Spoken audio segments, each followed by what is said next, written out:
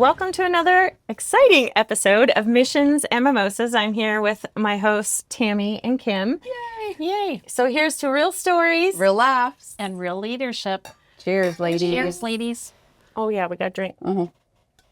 It's bad luck, I'm told. And Okay, all the well, laugh I too. want to ask the first question because you got some splaining to do. I feel like What you've the been heck? building up for this moment. She's ready. Okay, I'll just sit back. I know.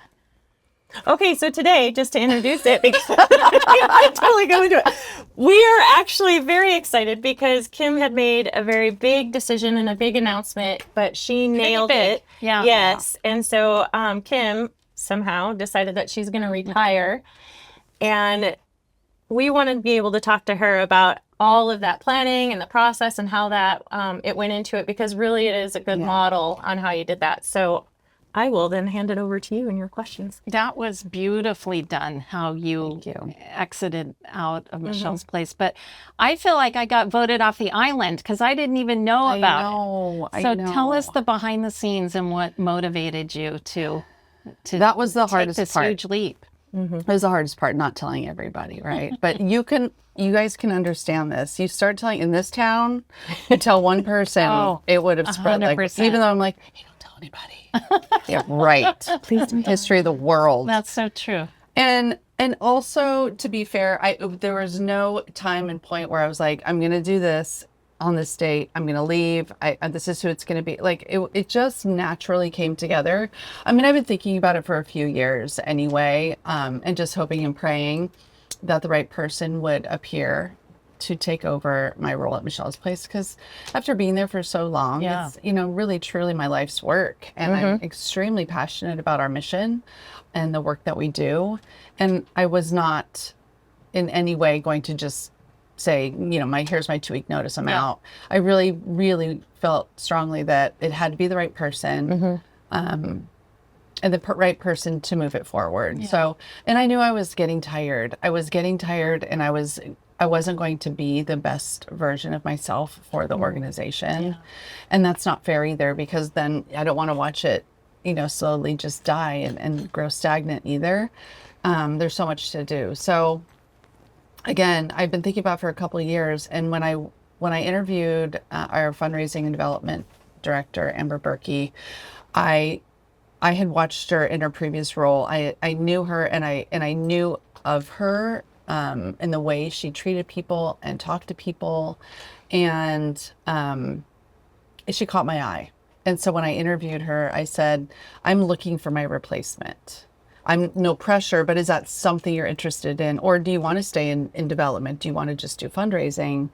And she said, no, I would be interested, but not anytime soon. I said, well, me neither, but I just want to know that moving forward. So that was the first time I kind of said it out loud at all, and didn't really speak of it again for a long time. And then I started knowing that it was her, little things. And again, we worked together so closely because development, we both were doing the development and fundraising for Michelle's place. So working together with her so closely, I knew it was time. And so I just kind of said something to her a little bit like, it's going to be soon, a couple of years. And she was terrified, but also on board. And then I had lunch with my mentor, my friend, Brad Neat, who we were just having lunch because he had recently retired. And he just looked at me and said, aren't you tired? And I said, yes. And he said, well, what are you going to do about it? And it hit me, like it literally took like the air out of my lungs, where I was like, I don't know. I've never said that out loud like this to somebody in the public besides my husband. Yeah. And now I said it out loud. And he said, I'm happy to help you with that. If that's something that you're interested in, I can mentor you through it. I've gone through CEO changes and challenges, and I'm happy to do that for you. And when you're ready. And so we went kind of back and forth. Like, I'm like, okay, let's stop talking. I'm sweating. I'm uncomfortable. I don't want to do this anymore, kind of a thing. And he said, okay. And he's, laughing. And he said, okay, well, reach out. If you want to reach out to me, reach out. And I said, I'm never going to reach out to you. And he goes, well, let me know. Do you want me to reach out to you? And I said, no, I don't. So that's kind of how it started. That he would text me and check in. I'm like, how you doing? Do you want to meet? Do you want to talk? And I would write back, fuck off. Oh, jeez, well done. You need to jar. And he would laugh, right? And so then slowly from there, we just started having conversations around it and what that would look like. And then he started talking to Amber separately, and then we would do it mentor together.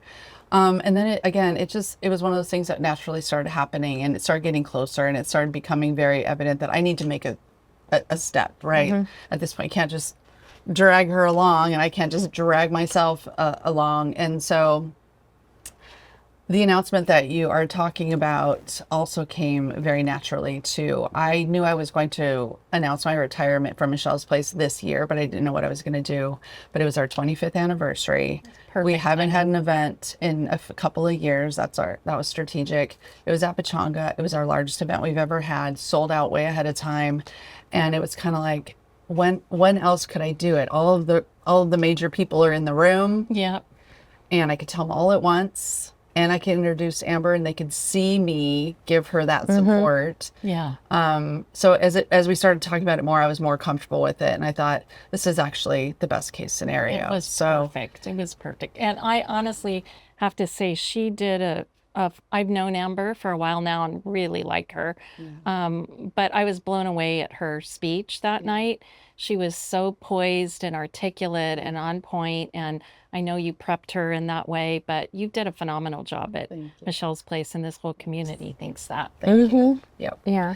Yeah. So it's gone way better than we could have even imagined. I mean, we have timelines on things, and next steps, and all the work we did for over a year, work with our board, really changed a lot of process because I'd been doing a lot of it.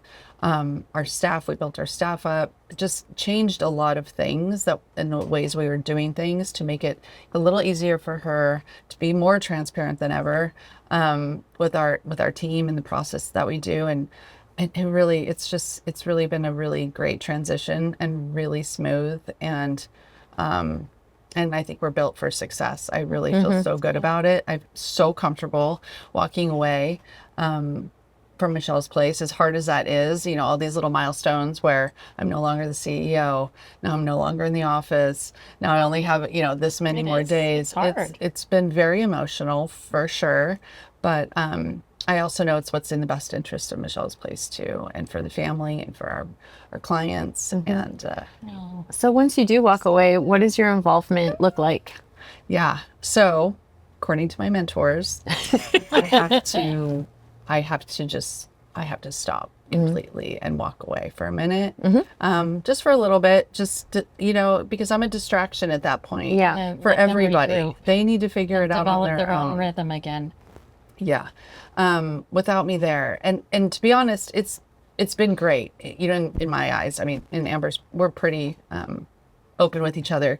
And so if at any time I appeared to be a distraction or something that was derailing the whole situation, I would back out, of course. It's really in her hands at this point. But we work so well together. It's been so much open communication. So it will be very difficult because I will just shut it down. I have to walk away for a minute. And the only way You'll still talk to us, right? Yeah. Okay. For sure. I mean Michelle's Place people. Okay. They can't go to the events. I'm not stopping by the office for lunch. Yeah. I'm not calling them. I'm not checking in. available. No donor meetings. No donor. None of that. None of that. So I saw a typo on your newsletter. right? Really great newsletter, but That's a no. that's a no. No go. It's Yeah. not allowed. Yeah, no. So I have a question. So envisioning what your next step is, what are you excited to let go of? Because nonprofit work is complex and it's all kinds of components of things. Great What's question. one thing you are excited to drop? Fundraising. You knew the answer. Did not hesitate. I knew you were going to say that. You knew I was going to say that. I'm exhausted. Tired of I fundraising. know. It is a hard job. People have no idea. Yeah. It is sales in a whole different way, because you have to keep reselling the same thing over and over again to the same people. Yeah. I bet your friend group gets a break too. Sick of me. They're like, oh, thank God. Thank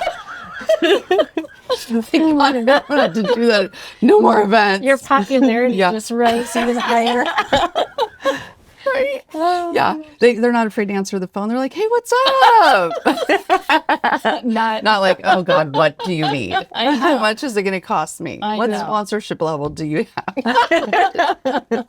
Not anymore. No, I'm so grateful, and I hopefully, obviously, I'm encouraging them to participate. But seriously, that's the driver. It's just tough. It's a tough job, man. It's hard to raise money. It's a tough job. And from so many different angles and pieces and parts. And I'm just tired. I'm real tired, and I will be thrilled to not do that. And it's ingrained, right? Like, it's just what we do, because you love the product. I love what I sell. I love what I sell. We do it for the mission. Yeah. And so I could talk about it, no problem. And that's the other thing. That's why my husband literally is going to put me in a trailer and drive me into the middle of the country so that I can't do that. Yeah. Like, Take your you're phone. done. Just stop it. Yeah. Take all my things. But it is hard. It's like we have to talk people into supporting what we're doing. And I think any strong nonprofit leader tries to find the win-win. So the other person benefits too. Yeah. But it's still very difficult to keep going back to the well. And we know it's in the best interest of the people we serve, our teams, and for them too in most cases. But it's hard. It's hard. Exhausting. And people don't realize that. Yeah. Yeah. So that's it. Everything else I love. I know. It's a no for me. So what am I going to do next? Not fundraising. There was like, you must have so many jobs. I'm like, yeah, all of them are exactly the same as this one. I go to the left. Yeah. If that was the case. But I will do something. I don't know what that is. We are going to drive into the middle of the country. My husband is a merchant marine, so he's been to ports all over the world that are touched, to ocean, but not in the middle. So we're going to go see what we can see for a good 6 to 8 weeks or so. I don't know, whatever, with no real plan in mind. Just drive and see what we like. Love it. And mimosa stickers are going to be all over the country. All over the place. Yeah. Look for it. I would love, hopefully we could even, country. Yeah.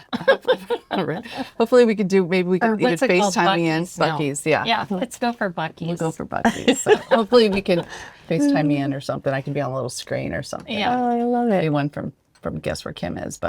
And then when I get back, I will find something else and hope to stay in the nonprofit sector, and because I love philanthropy. I do love it. I love it so much. I love being around like-minded people. Yeah. I believe in the work that we do. It's an honor to work in this profession. Really is. It really is. It really is. It's one thing I look back on as probably my best decision ever is, because all of us are the same. We've been in for quite a while, and you look back on your years of commitment, it's like, okay, that wasn't a bad gig. It feels good so that good. I contributed in that way. Yeah. Yeah, I love it. Yeah. I obviously don't regret one single bit of it. I've loved it all.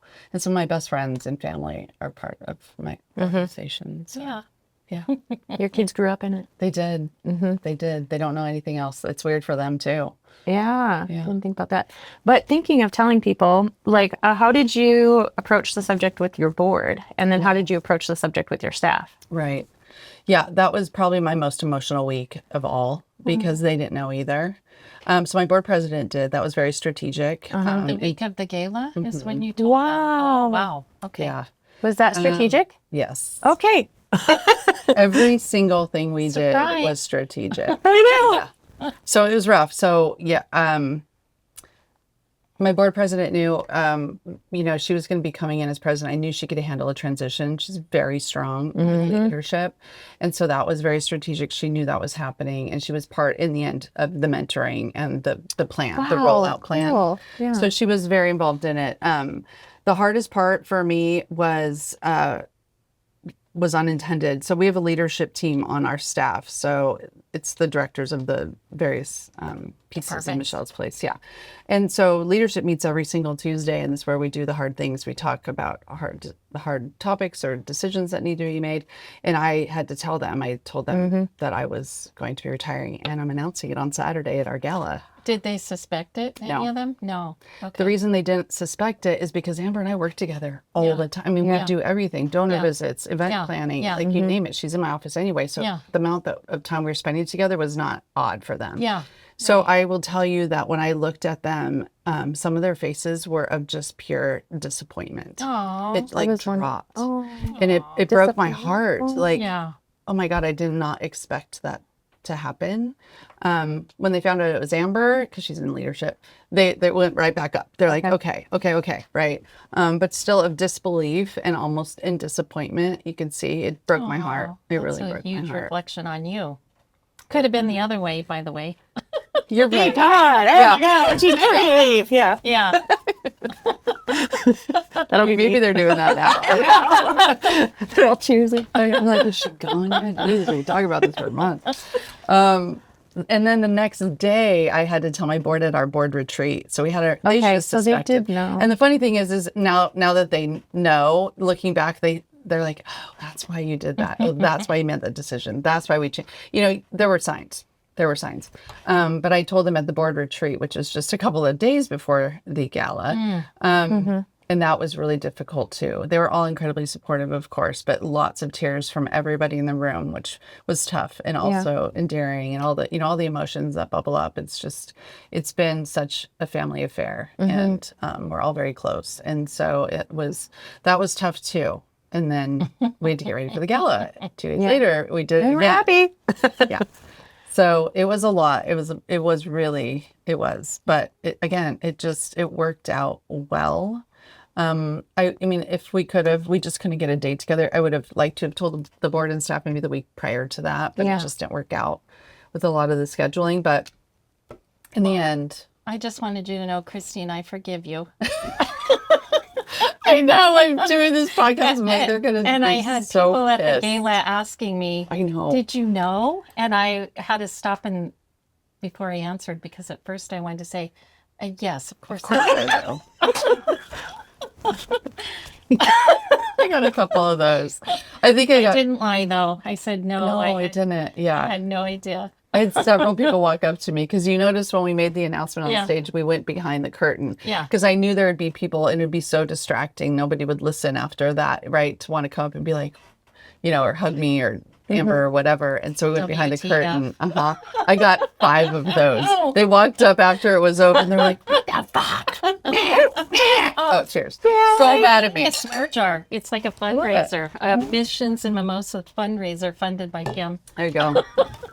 Love it. That would be great. So, Yeah. But it really was a good model of succession planning. And I just want to talk about that a second, because I don't think enough nonprofits really think about that. Yeah. They don't. And just how important it is to have a plan in place and to have someone identified, and that person's being coached and mentored and brought along, because I think, we see what can happen when that doesn't exist, and then everybody is scrambling to figure out what's going on. And it really was a good role model for that.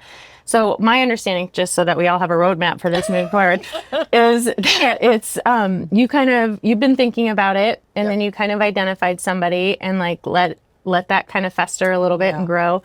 And then was the real planning where you talked about it, like the mentoring, and then you brought her in mentoring and all that. Was that like maybe a year process? It was a little over a year, probably a year and a half, closer to 2 years, honestly. Oh, yeah. At the time. I mean, it goes by fast, right? You can really keep secrets. I know. Well done. Yeah.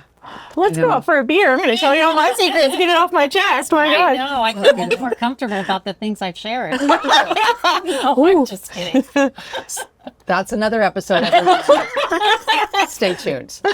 I like that one. Okay. Yeah, I know. It's not easy. Let me tell you. Yeah. But, I also wasn't ready to talk about it, because when you start talking about it, right, as soon as I announced it, you can imagine the emails and the phone calls, and every single time I see someone, I have the same questions, and I just wasn't ready, because I didn't know what the answers were, to be honest. And I wasn't ready. She wasn't ready to receive those questions and get that burden, if you will, of Kim's replacement, which I didn't want that either. I didn't think about that. Yeah. There's a lot around that, and that's why it was very important to keep that, here until we were really ready to do it. Congratulations, and you did a beautiful job. I think from a marketing standpoint too, I think the way it played out is that people still feel as confident about Michelle's place as they did before, because of the way you so eloquently and gracefully introduced Amber, and her speech was amazing. And so it's all good, but it's going to be different for everybody. It's going to be different for everybody. Yeah. Yeah, I do feel really good about it. I do. And I thank you for saying that. But it was, again, so important to me that we do it the way we did it and so strategically, because I've seen in our community what happens when you don't. Yeah. And that just would be devastating. Yeah. You never know what's going to happen. You never know. So, Right. You always should be planning, whether it's a see transition or not. Yeah. Just, you need to be planning for what if, right? Yeah. For sure. Absolutely. yeah. So here is to great leadership and knowing when to, and excellent leadership and knowing when to let go before the wheels fall off. Amen. Cheers. I love that, Christy. That's Cheers, good. girls. Good, good.